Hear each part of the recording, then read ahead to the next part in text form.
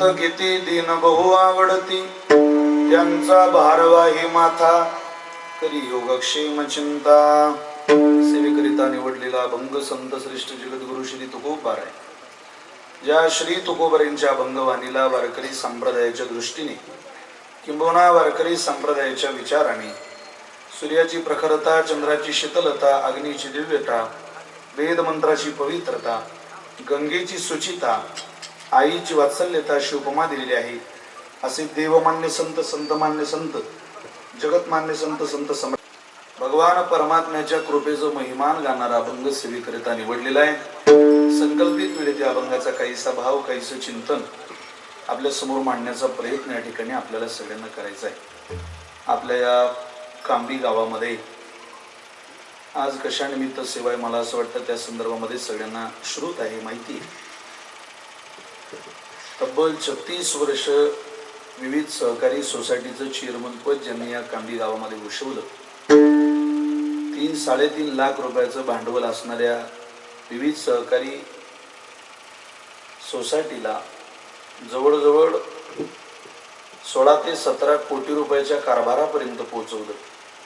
सलग 15 वर्ष एपीएमसीचं अर्थात मार्केट कमिटीचं संचालक पद, मार्केट कमिटीचं कृषी उत्पन्न बाजार समितीचं सभापती पद, अशा अनेक पदाला गवसणी घालणारं आपल्या गावातलं परमात्म्याच्या कृपेनं जन्माला आलेलं एक अद्वितीय रत्न आज या गावातून जाऊन त्यांनी इहलोकाचा प्रवास संपूर्ण वर्ष पूर्ण होत आहे. त्यांच्या परिवाराने आयोजित केलेला हा एकदिनी भक्ती महोत्सव वैकुंठवासी बापूसाहेबांच्या चरणी प्रथमतः अभिवादन करतो, प्रणाम करतो. स्वर्गीय बाप्पासाहेबांनी या गावाला लावून दिलेल्या संस्काराचं, आचारसंहितेचं, सहकारातलं चांगलं वळण आपण स्वीकारलं पाहिजे. असं म्हटलं जायचं एक काळ महाराष्ट्रात, बिना सहकार नाही उद्धार म्हटलं जायचं वाक्य प्रचलित होतं. सहकार टिकला पाहिजे. सहकार सांभाळणारं देशातलं पहिलं राज्य म्हणजे महाराष्ट्र. हो, केंद्र सरकारमध्ये सहकार मंत्रिपदाची तरतूद आता होताना दिसायला लागली. भीमसे महाराज प्रतिष्ठानचे सन्माननीय अध्यक्ष आदरणीय प्रभाकर दादांनी खूप आग्रह, खूप प्रेम या कार्यक्रमाला करता लावून धरलं. मध्ये थोडी अडचणी आली होती मला, जरा मी सकाळचे कार्यक्रम सगळे जवळपास रद्द केले या 4-5 दिवसांनी. मला बरं नाही. दादांचं हट्ट होतं तुम्ही ईद केलं तर एवढं करावं. दररोज प्रत्येक दिवशीची ज्यांनी तारीख घेतली त्यांचं एक वाक्य मी ऐकतोय, आजच्या दिवशीचं करा, उद्यापासून आराम करा. मी गेल्या काल परवा कोणाचं ऐकलं नाही, पण दादांचं ऐकावं वाटलं, कारण माझ्या अंतकरणातला काळजातला माणूस आहे. अत्यंत सदाचारी वृत्तीचंही व्यक्तिमत्व. मी जेव्हापासून त्यांच्या संपर्कात आलो मी प्रेमात पडलो त्या माणसाच्या. जैसा आहे तैसा राहील, जे आत आहे तेच बाहेर आहे. त्याच्यामुळं दादांना म्हटलं काळजी करू नका, जशी काही होईल तशी सेवा करायला मी येतो. मला बरं जरी नसलं तरी पण थोडंसं सांभाळून आवाज बसलेला आहे. सर्दी, खोकला, ताप, झोपायला जेवढ्या गरजेची गोष्टीची आवश्यकता आहे तेवढी सगळे आहे माझ्याकडे. पण दादांच्या आग्रहामुळे सेवा होते. मी दादांच्या चरणी प्रणाम करतो. आदरणीय सगळीच महाराज मंडळी, मृदंग साथीला माझी बंधू, या महाराष्ट्रातलं एक मृदंग या क्षेत्रातलं आदराचं नाव श्रद्धेय विठ्ठल महाराज गलदर आहेत. आदरणीय हरिभक्तपरायण श्री शिवदर्शन महाराज गरड आहेत. सन्माननीय प्रभाकरजी महाराज केसपट आहेत. विष्णू हरिभक्तपरायण श्री कृष्णदेवजी महाराज आणि सगळीच महाराज मंडळी, आपल्या सगळ्यांच्या चरणी प्रणाम करतो. आवाज बसलेला असताना सुद्धा गोड चाल महाराजांनी कीर्तनाची गायली आणि सेवेला प्रारंभ झालेला आहे. संकल्पित वेळेत ही सेवा ज्यांच्या माध्यमातून तुमच्याकडे पोहोचणार आहे त्या सिस्टीमवाल्यांच्या चरणी सुद्धा प्रणाम करून आपल्या सेवेला प्रारंभ करूया. भजन करा विठ्ठल विठ्ठल.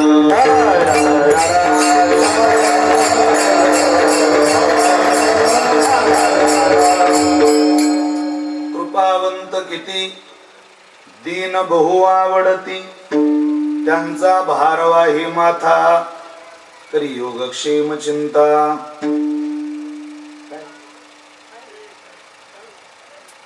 बाबा खाली बसून तुम्ही वयानुसार विठ्ठल विठ्ठल.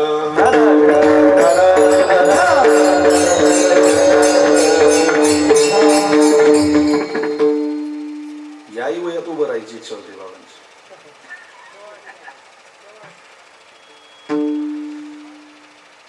कृपावंत किती दीन बहु आवडती, त्यांचा भारवाही माता करी योगक्षेम चिंता. जगद्गुरु तुकोबारांचा माहित चालू करा ना, आवाज दे. जगद्गुरु तुकोबारांचा अत्यंत गोड प्रसिद्ध असा अभंग आहे, ज्या अभंगाच्या द्वारा श्री तुकोबार आहे भगवान परमात्म्याच्या कृपेचं महिमान आपल्या पुढे जात. सज्जनो, आपला जो मानवी प्रवास आहे तो परमात्म्याच्या कृपे करताच आहे. एक दिवस त्यांना आपल्यावर कृपा करावी आणि त्याने म्हणावं की मी दिलेला मानवी जीवनाचा प्रसाद तुम्ही सार्थकी लावला. या मानवी नरदेहाचे 84 लाख गाव आहे, त्यातला एक मुक्काम मानवी देहाचा. या देहाला हेच ते शरीर आहे जे भगवंताच्या चरणापर्यंत घेऊन जाण्याचं सामर्थ्य तुमच्याकडे परमेश्वरानं दिलेलं आहे. पण काय बोलतो भाऊ कदम, एक मराठी अभिनेता आहे, ज्या हजरजबाबीपणानं बोलतो ते वैभव सगळ्यांना मिळत नाही. मला ते बोलण्यातलं कौशल्य असतं, सगळ्यांना ते मिळत नाही. त्याला प्रचंड ज्ञान लागतं, बुद्धी सतेज लागते, कापरासारखी बुद्धी लागते. काही लोकांना तुम्ही विनोद सांगा, ते 10 मिनिटांना असतात. काही ना घरी जाता जाता करतो तो विनोद होता बुवा, जन्म घेता त्यांच्या पोटी. श्रोता कसा कापराच्या बुद्धीसारखा पाहिजे, सांगता बरोबर. काही लोकांना विनोद सांगायच्या अगोदर ते हसायला. तुम्ही प्राध्यापक अत्रेंचं नाव ऐकलं असेल, टीकाकार लेखक होऊन गेले. असं म्हणे एकदा त्यांच्या कॉलनीत गाढव मेलं आणि ते नगरपालिकेत गेले सांगायला, आमच्या कॉलनीत गाढव मेलं व ते न्यायची विल्हेवाट लावा. तिथे कर्मचारी विचित्र होता. तो म्हणे मुळात तुम्हीच तर घाण काढणार आहे, काढून टाका तेवढी. अत्रे म्हटले मी तर काढणारच आहे, पण भाऊबंद मेल्यावर कळवलं पाहिजे म्हणतात म्हणून तुम्हाला सांगायला. आता हे कळायला आणि सांगायला काही काही विनोद लोकांना कळत नाही. आपण सांगून पार पुढे निघून जातो, पण ते कळत नाही. बघा कळालं तो एक कंडक्टर एका मुलीकडे गेले, तिला म्हटले बाई थोडासा आवाज द्या ना, कमी जास्त. ते कंडक्टर त्या पोरीला म्हटले बाई तुझ्या हातातला हा मोबाईल तुला जीवनात खूप पुढे घेऊन जाईल. ते म्हणे काव का असं का म्हटलं तुम्ही? ते म्हटले बाई तुझं गाव जाऊन 1 तास झाला, त्याच्यामुळे मला असं वाटलं की तुझ्या हातातला हा मोबाईल तुला जीवनात खूप पुढे घेऊन. आता हे त्या पोरीला कळावं आपली चेष्टा चालली की कौतुक चाललंय, पण ते कळायला ज्ञान लागेल ना. आपली बुद्धी ही कापरासारखी सतेज असावी. बिरबलाकडे ते सगळं वैभव होतं मान, हो, बोलण्यातलं प्रचंड कौशल्य होतं त्याच्याकडे. तो म्हटला राजेसाहेब मलाही असं स्वप्न पडलं काल. तो जागेवर उत्तर द्यायचा, ठोक्यास ठोका. तुलाही हो कसं होतं रे, तुम्ही आणि मी रस्त्यानं चाललो, बरं मग आपल्या गप्पा सुरू होत्या, बरं मग त्या रंगात आल्या, बरं मग रंगलेल्या गप्पांच्या नादामध्ये पुढे 2 खड्डे आले, एका खड्ड्यात तुम्ही दुसऱ्या खड्ड्यात मी. बरं बरं दोघही खड्ड्यात पडले. पण तुमचे खड्डे कसे होते राजेसाहेब? अरे बाबा मी ज्या खड्ड्यात पडलो तो खड्डा मधानं भरलेला होता, आणि तू ज्या खड्ड्यात पडला तो खड्डा घाणीनं भरलेला होता. कोण म्हटलं? बादशाह म्हटला. म्हणजे मी मधाच्या खड्ड्यात पडलो आणि तो घाणीच्या खड्ड्यात पडला. मी तेच तर म्हणतोय म्हणे की तुमचा खड्डा कशाने भरलेला होता, माझा खड्डा कशाने भरलेला. बरोबर स्वप्न होतं आपलं. माझा खड्डा घाणीनं भरलेला होता, दुर्गंध बाबा, आणि तुमचा खड्डा मधानं भरलेला होता. मग म्हणजे आपलं दोघांचं स्वप्न खड्ड्यात पडलं संपलं का? नाही नाही, तुमचं खड्ड्यात पडून संपलं, माझं थोडं पुढं होतं. रागवू नका, माझं स्वप्न विचित्र होतं जरा. आपण दोघंही खड्ड्यातून बाहेर आलो. तुम्ही मला चाटत होते आणि मी तुम्हाला चाटत होतो राजेसाहेब.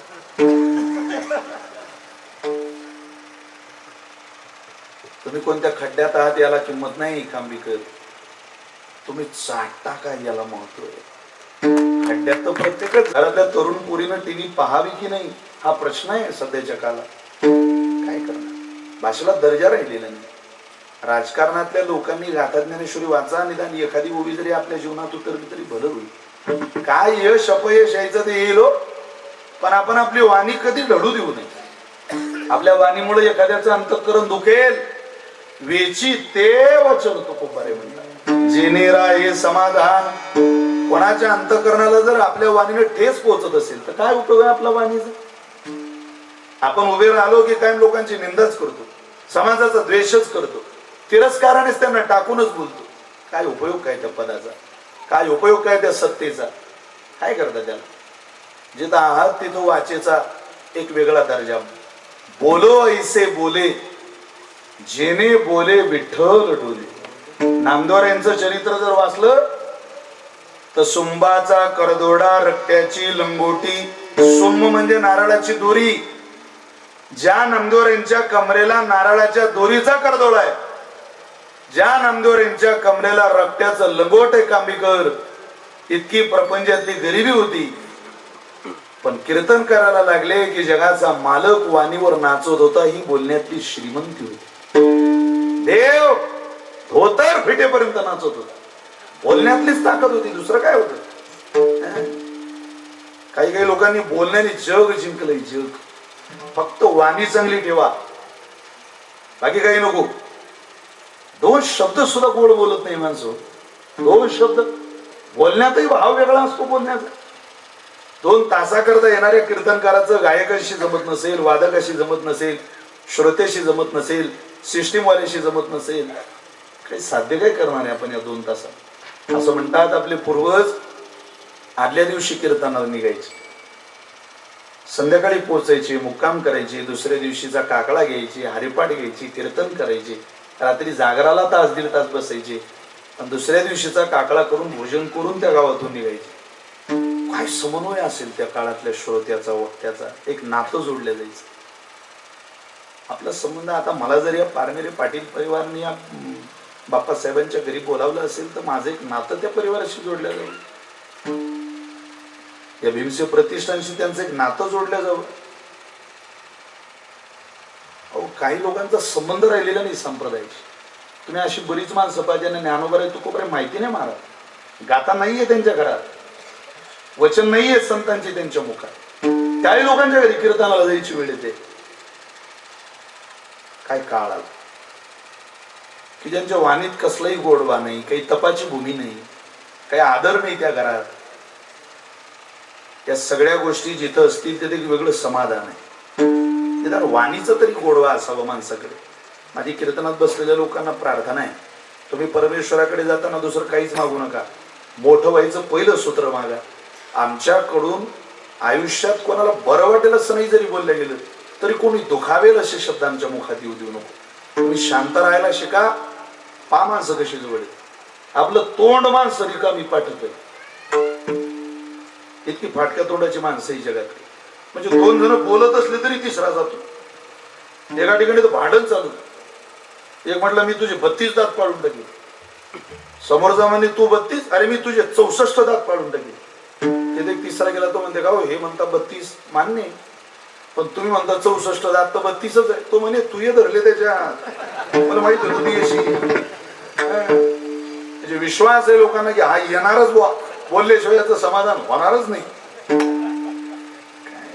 साचा आणि मवाळ मितले आणि रसाळ, शब्द जैसे कल्लोळ अमृताचे, जयाचे विसाट शब्द सुखे म्हणू येते वेद, ते सदेह सच्चिदानंद कान व्हावीत. ज्ञानोबारे बोलले, ज्ञानोबारे बोलतात, बोलतच राहू. अजितदादांनी शपथ घेतली सकाळी. लोकांनी सकाळीच पेपर वाचला 8:30ला आणि 12:30ला त्या पेपरवर चिवडा खाल्ला. तो पेपरवाला म्हणे, दादांनी शपथ घेतलेला पेपर आहे, तुम्हाला असू द्या ना, त्यात काय.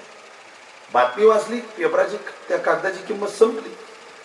याच्या उलट ज्ञानेश्वरीचा फाटलेलं पान, फाटलेला एखादा तुकडा रस्त्यावर पडलेला असू द्या, तो कागद उचलून माणूस त्याच्या पाया पडतो. माणूस तोच चिवडा खाणारा. त्याला म्हटलं का रे, सकाळी विकत घेतलेलं वर्तमानपत्र पैसे देऊन घेतलेले का? मंत्र्यांनी शपथ घेतल्याची मुख्य बातमी महाराष्ट्राची, आणि तू चिवडा खाल्ला त्याच्यावर. आणि ज्ञानेश्वरीचा कागद नुसता पडलेला दिसला, पाया पडतो. काय किंमत त्या कागदाला? तो सांगेल वर्तमानपत्रातली बातमी, ढोबर मातीचा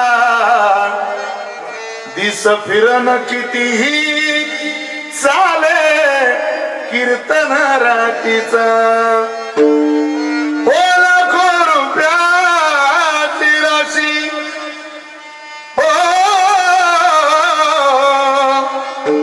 लाखो रुपयाची राशी ज्याच्या बोली नखिली पण एका तांब्याच्या पैशाने नाही नजर चली किडे जन्मे किती हो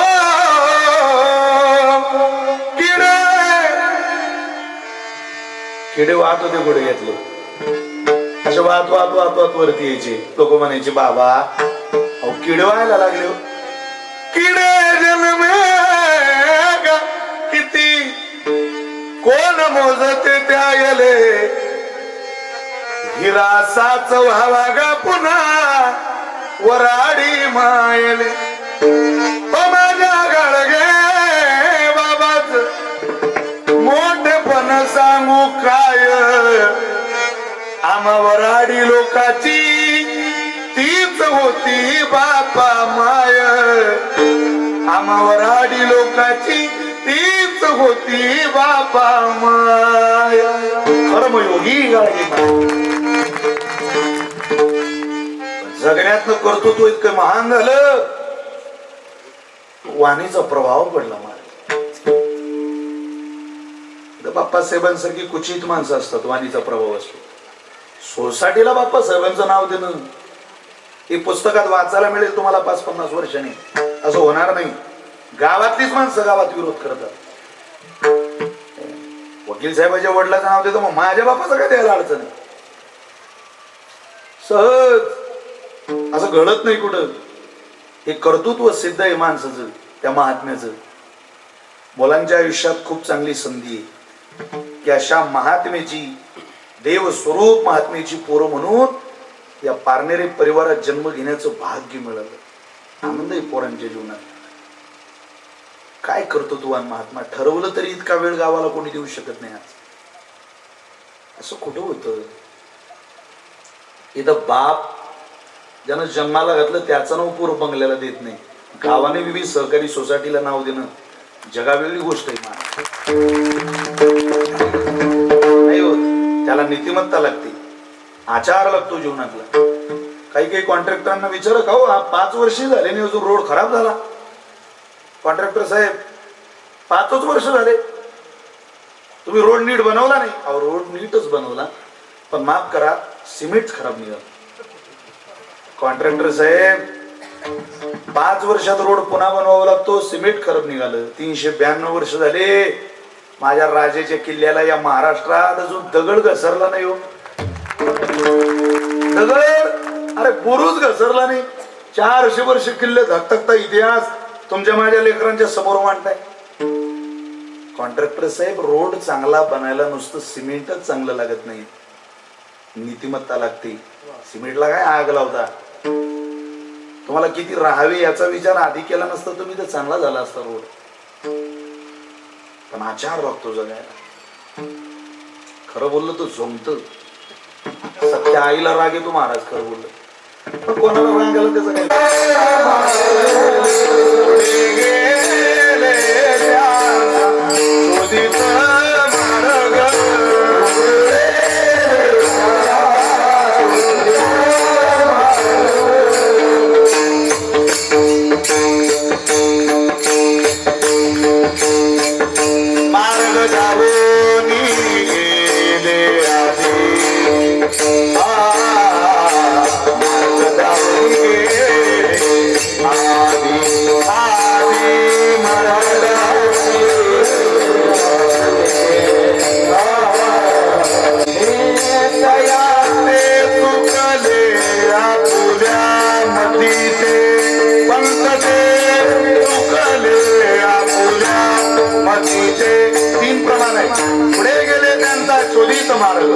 मार्ग दावरी गेले आधी आणि पंथ ते चुकले आपुल्या मती त्यांनी दाखवलेला मार्ग स्वीकारला काहींनी दाखवलेला मार्ग कुठे गेला तो शोधला आणि काहींनी दाखवलेला सोडला.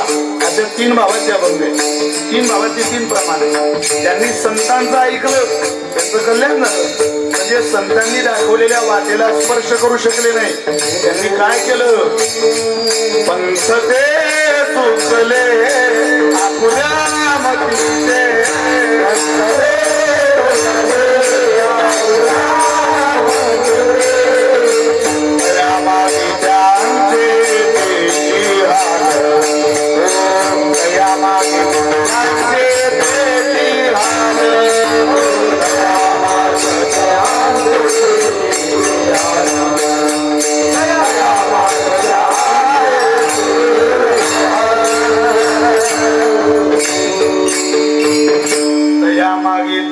त्यांची हाल.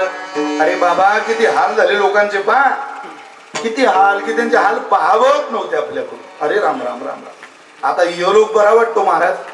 परलोकाची यात्रा जेव्हा सुरू होईल तेव्हा ती सगळ्यांनाच आनंद देते असं काही नाही. काहींना दुःख देते. कोणाचा ऐकणार आहे तो? काळ आहे तो. तो म्हणेल परमात्म्याची कृपा संपादन केली का सांग. बाकीचं आम्हाला सांगू नको. अहो चांगल्या चांगल्यानं वाटत होतं हे ठेवता येईल, हे ठेवता येईल, हे सांभाळता येईल, हेच सर्वस्व आहे. त्याची कृपा नाही झाली तरी हे सांभाळता येईल. त्याच्या जवळ राहणाऱ्यांवर झाली नाही, टिकवता आलं नाही. एक दिवस गरुडाची आई आजारी पडली. तुम्ही बोर झाले का? मी घरी जाऊ का? कोणाची आई? गरुडाची. गरुड माहिती तुम्हाला? गरुड म्हणजे आडनावाचे गरुड नाही बरं का इथे. गरुड म्हणजे परमात्म्याचा सेवक, वाहन देवाचं. त्या गरुडाची आई आजारी पडली.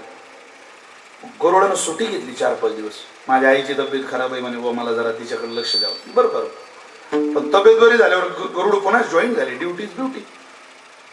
देवानं विचारलं गरुडा आई काय म्हणते? म्हणे बरं आहे तिला आता. बरं. आता मोठ्याची आजारी पडली. सगळे पाहायला देवादी, इंद्र, चंद्र, महेंद्र, भगवान शंकर, ब्रह्मदेव सगळेच. गरुड महाराज घरी आले की आई गरुडाला आले सांगायची भाऊ ब्रह्मदेव आलते बराच. हो. काय म्हटले? काही नाही, नारळ पाणी आणलं, बोलत होते, तब्येतीची विचारपूस केली, भगवान शंकर आले ते, इंद्र आले होते, असं दररोज सांगायची बुवा आई. एक दिवस देवादिकांचा निरोप सांगणारी आई दरवाजात उभी आणि गरुड महाराज आली संध्याकाळी. आई कोणी आलतं का आज? हो म्हणे आलो होतं. कोण आलतं? म्हणे यमराजा आलता भाऊ आज. यम? हो. अगं तू ओळखते का त्याला? ती म्हणे माझा एकदम त्याचा चेहरा मी कोणालाही ओळखणार नाही, पण त्याचा चेहरा फिट आहे, मला माहिती तो असा असा. काय म्हटला भाऊ? काहीच बोलला नाही रे. फक्त माझ्याकडे राजाला सांगावं तुम्ही पांडुरंगाचा दास म्हणून घ्या राजा, त्याच्याशिवाय कल्याण होत नाही जीवनाचं. काय धाडस असेल तो खूप बऱ्यांचं मार. आता तुमच्या मतदारसंघाचे आमदार जर आले, मी त्यांना म्हटलं की घालाच तुम्ही मार. ती मला बैठकीत बसवली. तुम्ही इतक्या लोकांमध्ये माझ्याशी असं बोललेच कस काय? माझ्याकडे उत्तर मिळवा, माफी मागावी लागेल त्यांची. नाही साहेब चुकलं माझं. ते धाडस तो खूप बऱ्यांकडे होत. महाराष्ट्राच्या राजाला बोलण्याची ताकद आपल्याकडे ते नाही. सहज माणसं बोलून पण काळाचं स्मरण न करता या गोष्टी जीवनामध्ये साध्य करणं शक्य नाही. चला विस्तार झाला थोडा. काळ वेळ कधी बदलत नाही गरुडा. मी तुझ्या आईला घ्यायला आलो होतो तुझ्या घरी, पण तिथं तुझ्या म्हातारीच्या मरणाची तारीख, तिथी सगळं योग्य होतं, पण ठिकाण वाचून हसायला लागलो गड्या. हसत एवढ्या करता होतो की पहिल्यांदा देवाचं सूत्र मृत्यूच्या बाबतीतलं बिघडलं. गरुडाच्या आईचं मरण इथं नाही, त्या गंधमाला नावाच्या पर्वताच्या गुफेत आहे, आणि 2च प्रहराचा कालावधी शिल्लक आहे. मी विचार करायचो हे अंतर खूप लांबचं आहे, आणि इतक्या कमी वेळात इतकी जखळ म्हातारी, थकलेला जीव त्या गुफेपर्यंत जाऊ शकत नाही. बरं कोणी न्यायचंय म्हटलं तर तितका वेग फक्त तुलाच आहे गरुडा. आणि एक मुलगा आपल्या आईला मरणाच्या दारात कसं नेईल म्हणून मी हसत होतो की आता या म्हातारीला तिच्या घरातच मरण द्यावं लागणार आहे. देवाचं अर्थात विधी विधान चुकलं म्हणून मी हसत होतो. पण कालावधी वाऱ्यासारखा बदलला गरुडा. तू घरी आला, मी येण्याचा नुसता निरोप या म्हातारीने तुला दिला. तू म्हातारीला स्वहस्ते गंधमादन नावाच्या पर्वताच्या गोफीत घेऊन आला. इथं आल्यावर मला हसायला येत आहे. काहीही बदलेल पण मृत्यूची तिथी मृत्यूची काळ वेळ बदलत नाही. पाहता काय नेली म्हातारी. गरुडाला दुःख झालं. काव म्हणे मी तर देवादारे गरुडा, तूही देवाचा सेवक आहे, मी देवाचा सेवक आहे. पण काळ संपल्यावर कोणालाही या जगतामध्ये आपला प्रवास करता येत नाही. त्याच्याकरता पुरावे किती आहे. नाही आले अवतार, नाही आले अवतार,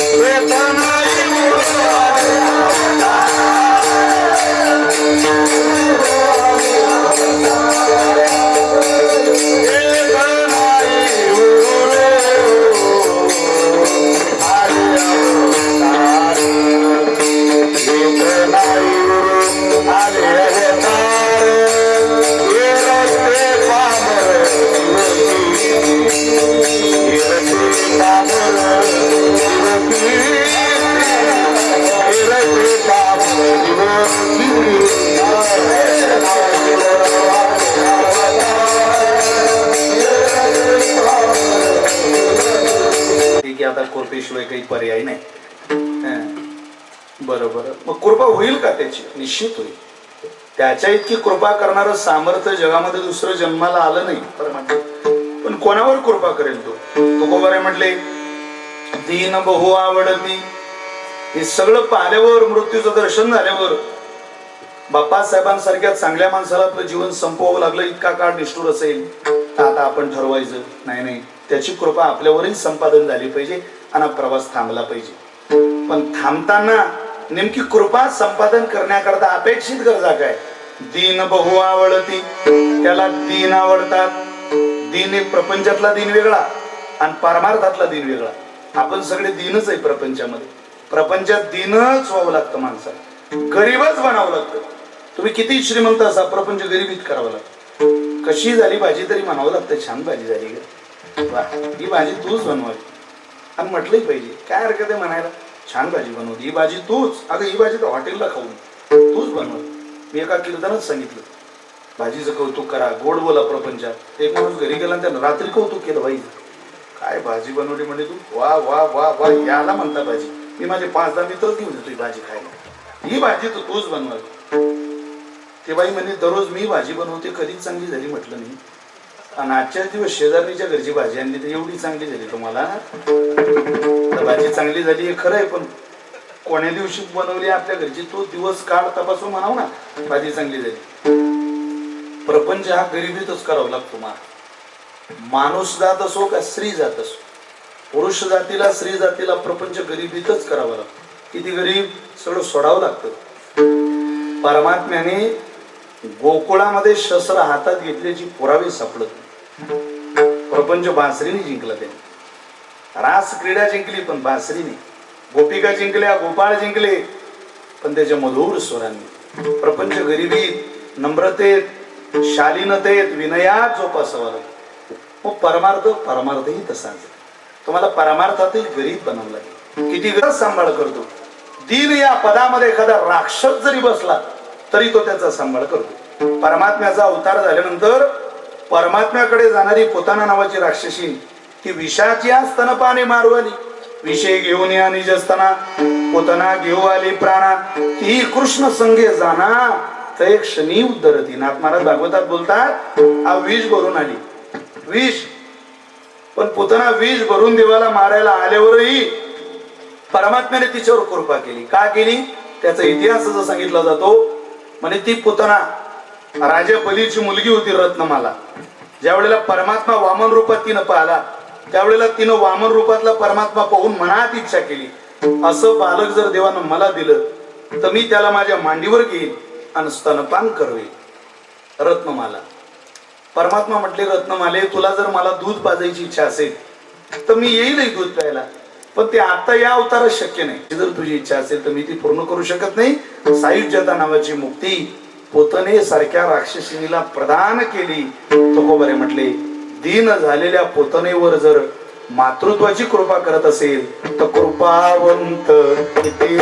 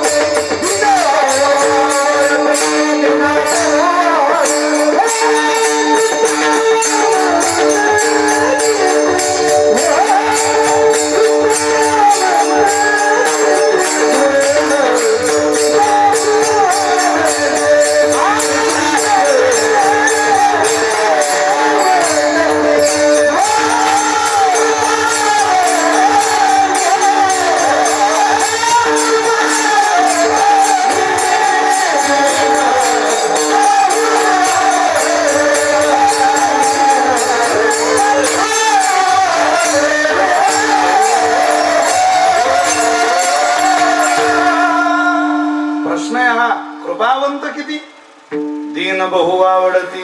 अहो त्याची इतकी कृपाच कोणाकडे नाही. फक्त त्याचा स्वभाव आहे दीन बहु आवडती. याचक तर जावा न मागताना देव कसं कोणाला देईल. रडल्याशिवाय माय लेकराला पाजत नाही. निदान मागणारा तर जावा कृपेचा भुकेला तर जावा. तुका म्हणे भूक डोळा पहावय अमुक. भूक लागलेला साधक यावा तेव्हा परमात्म्याने कृपा करावी. तशी तो कशी कोणावर कृपा करेल. अहो कर्ण उदार होता पण कोणा करता दारात आलेला करता. तो काय दार हिंडत होता का तुम्हाला पाहिजे का तुम्हाला पाहिजे का तुम्हाला पाहिजे का. तसं जर केलं तर त्याला पुरलं नसतं. त्याचं ज्याला गरजवंत आहे तो दारात यावा आणि गरजू दारात आला त्यालाच द्यावं. कृपादान केले संधी. ते काय अनुदान आहे का की गरज नसलेल्यालाही मिळत. कांदा चाळ कांदाच नाही कांद्याची साडी बांधल्या लोकांनी. अरे काय सोबत नाही सांगा बांधून. दादांत महाराज 50 वर्षाची माणसं 70 वर्षाचं तिकीट काढतो. ते लोक अपेक्षा करतात देव आमच्याकडे लक्ष देत नाही. तू पुढच्या जन्मात इतकं लक्ष देणार आहे देवाकडे. आपलं शरीर उत्तम आहे याच्यापेक्षा काय देवानं लक्ष द्यावं. आपल्या सगळ्यांना पाय दिले डोळे दिले कान दिले नाक दिले. किती लबाडी करायची आयुष्यात. चुतो की बाजार में फतरो का व्यापार चल रहा. काय माणसं फसवायला लागली कळत नाही. अरे गरजून घेतले तर काही अडचण नाही. पण ज्याला कसलीच गरज नाही तोही लाभ घ्यायला लागला. रोजगार आम्ही अर्धे तुम्ही अर्धे आम्ही. आता एक शब्द सुद्धा सुनीला सहन होत. काय अडचण आहे आपल्या सासूचं ऐकायला. अरे कपाळावरचं कुंकू ती नसतं दान केलं. गळ्यातलं सौभाग्याचं लेणं तीच आहे. जुन्या महिलांचा सांभाळ करण्याची वृत्ती बाळगून घ्या. बाप्पासाहेबांच्या श्राद्धाच्या निमित्तानं हे श्राद्ध जर इतका आनंदात होत असेल तर वकील साहेब सरपंच साहेब ज्याला कारणीभूत नाही. त्यांच्या सुना त्यांच्या सोबत नांदायला आलेल्या त्या दोन्ही मुली त्या नशीबवान आहे पुण्यवान आहे कर्तृत्ववान आहे संस्कारशील कुटुंबातून इथं आल्या. काही इतक्या सोजवळ सासऱ्याच्या हाताखाली बापासारखं प्रेम ज्या सासऱ्याने दिलं त्यांच्या हाताखाली काम करण्याची संधी मिळाली. इतकं होत नाही. घरामध्ये कुठलाही कुटुंब प्रमुख काम करत असेल तर त्याला कारणीभूत सगळी माणसं राहतात. घरातलं वातावरण राहतं. आणि तुमचा मुलगा तुमची सेवा करत असेल यात नवल नाही. ते आपलं रक्त आहे, आपली जमीन खाणार आहे, आपली जागा खाणार आहे, आपलं रक्त आहे त्याच्या अंगात. आपण हाडं दिले, मांस दिलं, रुधिर द्यालं त्याला. पण परकेची पोरगी 2 वर्ष झाली आपल्या घरात आली ना, आपल्याला जर मायबाप मानत असेल कांबीकर, तर एकांतामध्ये आपली पाठ थोपटून घ्या, देवाचे आभार माना. लेकीसारखी सोन देवानं तुमच्या घरात पाठवली, तुमच्या पोराची चिंता मिटवली परमेश्वराने. आता तो काळ नाहीये सगळ्यांना सुखाचा. सुख आलं पण सुखाचा काळ गेला. आता दिवसभर ज्या बाईच्या हातात रिमोट आहे ती बाई रात्री म्हणते मुझे नींद नाही, मुझे चैन नाही. तू जरा कांदे लावेले 3 दिवस झोपशील, 3 तुला उठायला इंजेक्शन देणं पडेल. ताई उठा, अरुणोदय प्रकाश घंटा गजर, तुम्ही उठा ताई. कष्ट राहिल्या, ती रुसून बसली व तेव्हा आला. इकडे दुर्योधनाला माहित पडलं. तू म्हणे आले आल्या तू रुसले, काय झालं? दुर्योधन गेले, काय झालं? ती म्हणे काय झालं, तुम्ही त्याला मित्र बनवलं. असा मित्र आम्हाला घ्यायला आला तर आला, ते सगळे माझ्या बापाच्या घरचे दागिने त्या ब्राह्मणाला देऊन टाकले. काय त्याला अक्कल बिक्कल आहे की नाही काही?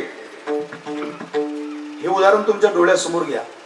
आपल्या बायकोने जर आपल्याला सांगितलं असतं की तुमचा मित्र माघारी आला आणि त्यानं सगळे दागिने माझ्या बापाच्या घरचे घेऊन गेले घरातून, आज काय परिस्थिती निर्माण झाली असती तुमचं तुम्हीच पाहून घ्या. पण उत्तर ऐकण्यासारखं दुर्योधनाचं. दुर्योधन म्हटला सगळेच दिले, हो सगळे दागिने. अहो बेसर सुद्धा, नाकातलं सुद्धा ठेवलं नाही माझ्या. झालं ना, झालं. जा दर्शन घेऊन येत्या कर्णाचं. ती म्हणे मी तोंड पाहणार नाही त्याच. अगं म्हणे शुकरमान त्या कर्णाची की त्यानं तुझ्या अंगावरचे फक्त दागिने दिले. त्या ब्राह्मणानं कधी सांगितलं असतं म्हणे पोरगीच भेटत नाही बा माझ्या पोराला, त्यांना सांगितलं असतं म्हणे घेऊन जा तुम्ही हिला, मी त्याला दुसरी करून घेईन. ते म्हणे इतका करणं उदार आहे म्हणे. हो, त्याच्याकडे याचक आला की कमरेच सोडून द्यायची त्याची तयारी, तो उदार आहे. अहो सामान्य कर्ण जर दारात आलेल्या ब्राह्मणाला स्वतः जवळ काही राहील याची पर्वा न करता, मित्रत्व बिघडेल का टिकेल याची पर्वा न करता देतो, कर्ण आहे. मी ज्याचं उदाहरण पण तुम्हाला सांगतोय, ज्याची कृपा सांगतो, तो देव आहे कांबीकर. त्यानं देताना पात्र पाहत नाही, सज्जन दुर्जन पाहत नाही. आला ना तीन हो, मग त्याच्यावर कृपा केली पाहिजे. अहो काय कृपा करतो, अभंगाचं दुसरं चरण.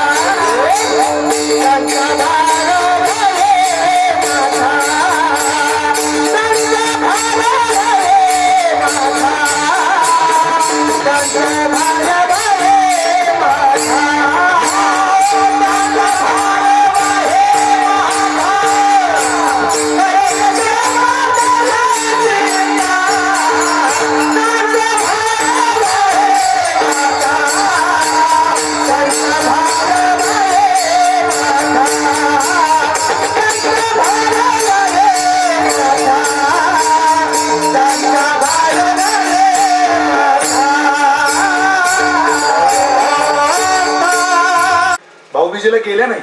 चौथ्या दिवाळीला भाऊ घ्यायला आला, माहिती पडलं माझा भाऊ येतोय, जिजाबाईच देऊच्या बाहेर आल्या. कारण घर पडकं होतं, काही घरात शिल्लक नव्हतं. जिजाईला वाटलं भावाने घर पाहिलं तर त्याला रडायला येईल.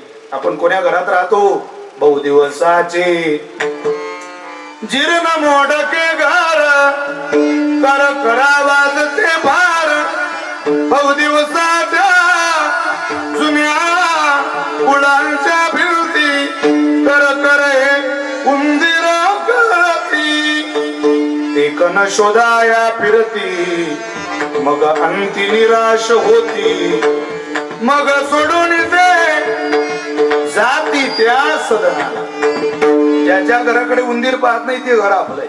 आणि बाबानं जर पाहिलं तर राग येईल. जिजाबाईच बाहेर गेल्या. बाबांनी पाहिलं, ताई अरे तू येणार माहिती पडलं म्हणून बाबा तुझ्या जवळ आले. घेऊन गेला माहेरी. नवीन शालू जिजाबाईला परिधान करायला दिला. ते नवीन वस्त्र अंगावर घातलं आणि जिजाबाईने आरशा पुढे पाहिलं. साहजिक आहे, जगातल्या कोणत्याही नारीला नवीन वस्त्र परिधान केलं की ते तिच्या मालकाने पाहावं अशी अपेक्षा असते. जिजाबाई म्हटल्या, माझ्या मालकाने मला बघायला पाहिजे होतं या नवीन वस्त्रात.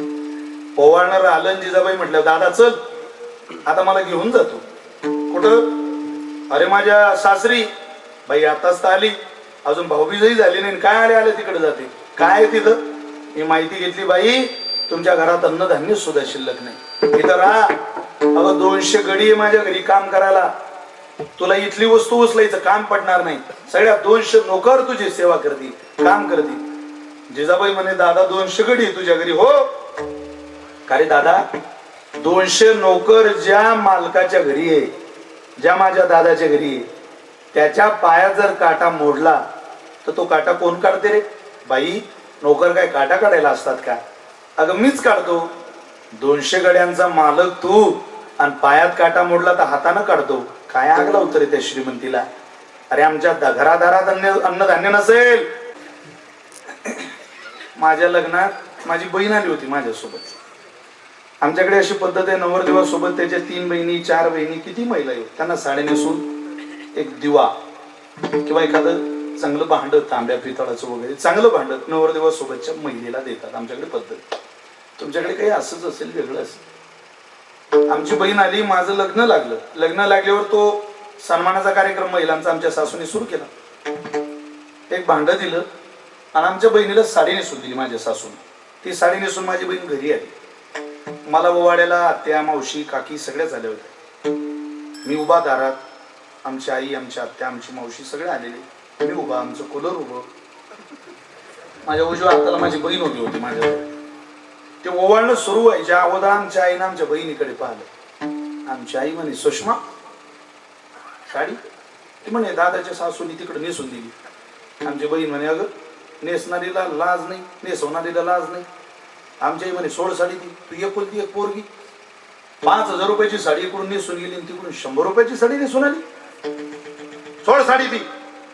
पहिल्याच दिवशी आमच्या आईचं त्या दरवाजेत इतकं तापमान वाढल्यावर मी विचार करत होतो, आपलं हे टिकीन की नाही भाऊ. तो पहिला दिवस एकदम. आमच्या बहिणीने ती साडी सुटली ना आमच्या आईकडे दिली. आमच्या आईने त्या साडीची घडी घातली, कपाटात ठेवली. मला मुलगा झाला. लग्न झालं, लगेच मुलगा झाला नाही. 3 वर्ष झाले, मग मला मुलगा झाला. बोलू द्या ना, पुढं सांगू द्या ना माझ्या भावना. श्रोते हुशार बा. 3 वर्षाने मला मुलगा झाल्यावर माझ्या आईने कपाटात ठेवलेली साडी 3 वर्षानं तिनं बाहेर काढली. आणि माझ्या पोराच्या बारशाला माझी सासू आली होती. आमच्या आईनं तीच साडी माझ्या सासूला नेसून दिली. म्हटलं काय आपल्या आईचं डोकं सोपी काय गड्या, 3 वर्ष ध्यान ठेवलं आपल्या आईनं. पण आमची सासू एकदम विद्वान बाई. आम्ही आमच्या बायकोच्या बुद्धीतून कल्पना करू शकतो आमची सासू किती हुशार आहे. गेल्या मे महिन्यात माझ्या घराची वास्तू शांती झाली.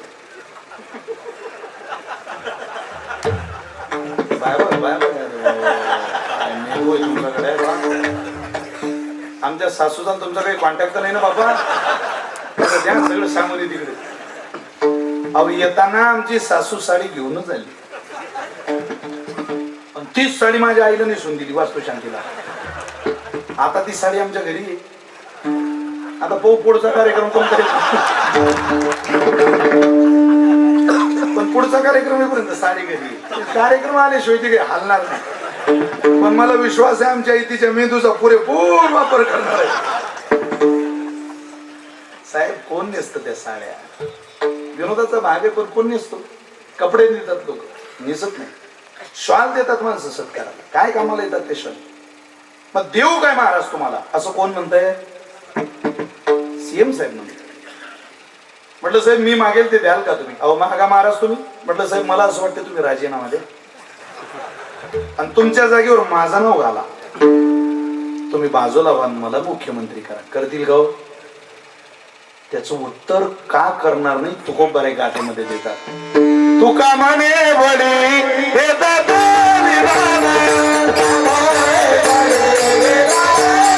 अहो मी इतक्या लांबून कीर्तनाला आलो, मला करा ना कांबीचं सरपंच जरा वर्ष ते म्हणतील महाराज लागलं तर थोडं वाढून देतो बाबा, पण आमच्या बाप दादीची पुण्यही आहे, आम्हाला या गावाने सरपंच केलं आणि आम्ही तुम्हाला द्यावं. व्यवहार असं आहे, मिळवलेलं पद दुसऱ्याला देता येत नाही. पण मी पारमार्थिक साधना सांगतो तुम्हाला, याच्या उलट तुम्ही देवाकडे जा आणि तुम्ही म्हणा देवा तुझ्या जवळ बसावं वाटतंय रे, कृपा कटाक्षने आळिले आपुले पती बैसविले बाप रखुमा देवी गुरु विठ्ठले भक्ता दिदले वरदान कृपावंत किती.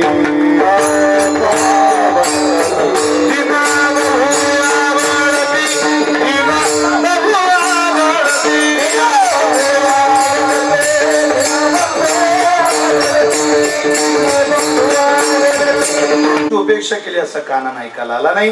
तुम्ही जा, तो कृपा करेल आणि त्याने कृपा करावं याकरता जा.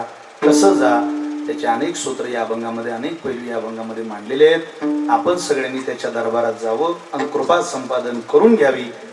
याच प्रयत्नात, याच प्रार्थनेत जीवन जगूया. पण ती प्रार्थना कोण्या पद्धतीतली असावी याचा विचार तुकोबारे म्हणतात शिवेला निवडलेल्या अभंगाच्या शेवटच्या चरणात.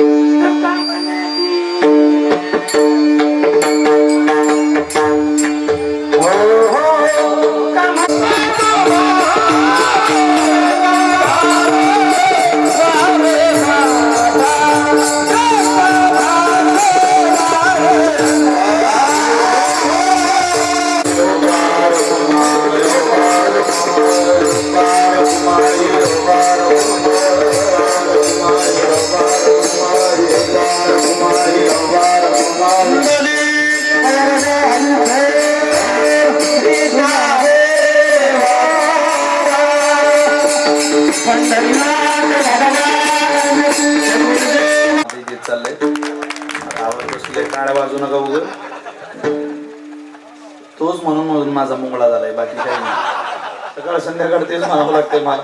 असं वाटतं ते सोडूनही मला येत. आता या वयात काय झुम बराबर झुम शराबीन तुमच्या बरोबर आमची करावी, काय करा.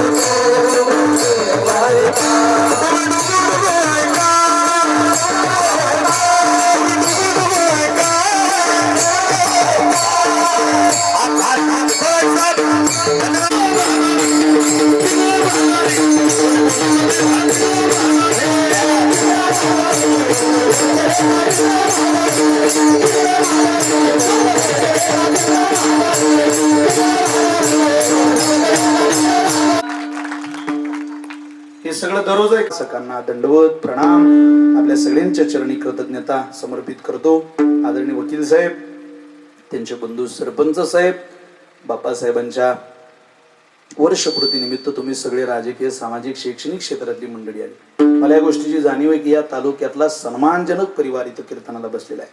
प्रोक्त समाज कीर्तनाला बसलेला आहे. तुमच्या परिवारावरती असलेले नितांत प्रेम आहे. गावकऱ्यांच्या कायम कृतज्ञतेत प्रेमात हे दोन्ही सुपुत्र राहतील असा विश्वास आहे आम्हाला सगळ्यांना. आणि खूप गावाची सेवा सरपंच साहेबांकडून घडावी, वडिलांची राहिलेली अर्धवट स्वप्न या मुलांकडून साकार व्हावीत, पूर्ण व्हावीत. वकील साहेबांच्या माध्यमातून त्यांची जी प्रॅक्टिस आता सध्या संभाजीनगरला चाललेली आहे त्यामध्ये त्यांना योग्य यश संपादन करता यावं, आई वडिलांचं नाव लौकिक करता यावं. सन्मानजनक कुटुंब जे या गावामध्ये आहे ते गावातलं काय विल्हेवाट आहे बघा ना तुम्ही. एक पोरग बाहेर पाठवलं आणि एक गावाच्या सेवेत ठेवलं. मोठ्या माणसाचे विचार मोठे असतात. दोन्ही बाहेर पाठवले असते तर पाठवू शकत होते. सत्ता होती, संपत्ती होती, वैभव होतं, सगळं होतं. दोन्ही पोरं शिकायला पाठवली असती. हातपाय हलवून लहान्या पोरालाही नोकरीला लावलं असतं. काय गरज होती. पण मोठ्या माणसाचे विचार मोठे असतात. एकानं शेती सांभाळावी, घर सांभाळावं, गाव सांभाळावं, आणि एकानं आपला व्यापार उद्योग व्यवसाय सांभाळावा. आदर्श आहे. सर्वसामान्य कुटुंबातलं पोरग हायकोर्टमध्ये वकिली करते म्हणजे काही सामान्य आहे का? जोक आहे का? ऐकायला मिळत ते. 40 वर्षाचं पोरग जो त्यानं गावाच्या बाहेरची शिव पाहिली नाही. तो म्हणतो गावातच पानटपरीवर उभा राहून सगळी उन्हाळ्याची सवली त्यालाच दत्तक. खेळणारे 5, पाहणारे 10. त्या खेळणाऱ्याने कधी चुकीचं पान फेकलं 10 पाहणारच म्हणते काय पान फेकलं रे, हेच तर कामाचं आहे. तुला काय कळणार आहे त्यातलं येड्या. कष्ट कर. आणि का आरोळी शिक जरा तिथं जा घेणं फरकवायला. गावात काय वाद घालतो. गावात वाद घालण्यात, गावात भांडणं करण्यात मजा राहिलेली नाही. गाव पुढं कसं जाईल याचा प्रयत्न सगळ्यांनी करा. आणि माझी प्रत्येकाला विनंती, वारकरी परंपरेचा विचार तुमच्या घरात न्या. बघा घर बदलतं की नाही. टाळ वाजू द्या, घरात पखवाज वाजू द्या, बघा घर बदलतं की नाही. हरिपाठ घ्या, बघा घर बदलतं की नाही. 5 वर्ष हरिपाठ वाचा, 6व्या वर्षी तुमचं पोरग तुमच्या जवळ बसेल आणि पुढं हरिपाठ म्हणेल तुम्ही मागं म्हणा. या काळात तीच गरज आहे. दुसरं काय देता तुमच्या मुलाबाळांना आता. आणि एवढं गरजेचं आवश्यकतेचं तुम्ही द्यावं अशा आमच्या सगळ्यांच्या वतीनं तुम्हाला प्रार्थना करतो आणि सगळ्याला विराम देतो. ज्ञानेश्वर